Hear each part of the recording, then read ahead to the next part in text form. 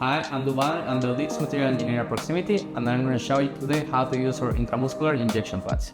These simulators were created for healthcare professionals to practice their intramuscular injection skills. Anyone can use these simulators and they will give you the most accurate and professional training experience. We have three different options of intramuscular injection pads: large, small, and gluteal. It replicates human tissue and it will give you a realistic feeling.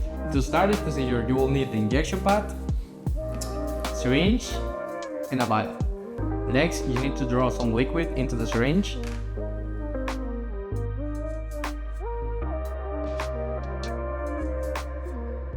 Remember that every injection pad comes with three different layers: skin, fat, and muscle. So in order to know that you did the procedure correct, you only need to squish the model and water will come out. You can get these injection pads at our Amazon store or at proximity.net.